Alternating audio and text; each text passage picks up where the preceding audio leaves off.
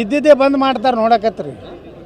ಇದ್ದಿದ್ದೇ ಬಂದ್ ಆಗ್ತೈತೆ. ಬಸ್ಸುಗಳೇ ರೋಡ್ ಮ್ಯಾಗ ಅಡ್ಡಾಡೋದಿಲ್ಲ, ಅವು ಟೈರ್ ಇಲ್ಲ, ಡೀಸೆಲ್ ಇಲ್ಲ. ಏನು ಡಿ ಕೆ ಶಿವಕುಮಾರ್ ತನ್ನ ಮನೆಯಿಂದ ಡೀಸೆಲ್ ಹಾಕ್ತಾನ?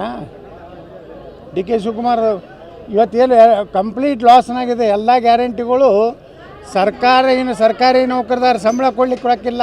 ಸುಮ್ಮನೆ ಇದು ರೀಲ್ ಬಿಡ್ತಾ ಇದ್ದಾರೆ. 23 ಉಪಚುನಾವಣೆ ಮುಗಿದು ಹೇಳಿದ್ದಾರೆ ಸರ್, ಒಟ್ಟು 50 ಜನರ ಶಾಸಕರನ್ನ ಸೆಳೆಯುವಂಥ ಪ್ರಯತ್ನ, ಒಬ್ಬೊಬ್ಬರಿಗೆ 55 ಒಬ್ಬರು ರಾಜ್ಯದ ಮುಖ್ಯಮಂತ್ರಿಯಾಗಿ ಜವಾಬ್ದಾರಿ ಹುದ್ದೆ ಇಲ್ಲವರು ಇಂಥ ಎಲ್ಲ ಕೆಲಸ ಮಾತಾಡಬಾರ್ದು. 50 ಕೋಟಿ ನೀವು ದಾಖಲೆ ಕೊಡ್ರಿ. ಏನು ನಿಂಬಲ್ಲಿ ಯಾವ ಏನಿದೆ, ವಿಡಿಯೋ ಇದೆಯೋ, ಆಡಿಯೋ ಇದೆಯೋ, ಬಿ ಜೆ ಪಿಯವರು ಯಾರು ಕಾಂಗ್ರೆಸ್ ಎಮ್ ಎಲ್ ಎಗಳನ್ನ ಸಂಪರ್ಕ ಮಾಡಿದ್ರು, ಏನಾರು ದಾಖಲೆ ಬೇಕು. ಒಬ್ಬ ರಾಜ್ಯದ ಮುಖ್ಯಮಂತ್ರಿ ಯಾವನೋ ಒಬ್ಬ ಹಾದಿಗೆ ಹೋಗೋ ಮಾತಾಡ್ತಾನಂದ್ರೆ ಬೇರೆ.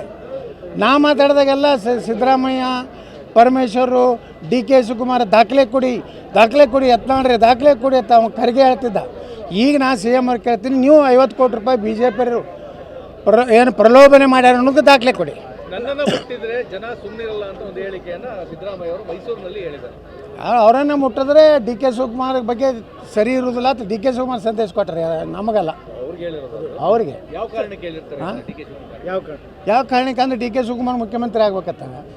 ನೀ ನನ್ನ ಮುಟ್ಟಿದೆ ಅಂದ್ರೆ ನಾನು ಮೊದಲೇ ಹೆಂಗೆ ಮಾಡಿದ್ರೆ 17 ಮಂದಿನ ಕಳಿಸಿದಲ್ಲ, ಈಗ 50 ಮಂದಿನ ಕಳಿಸ್ತೀನಿ.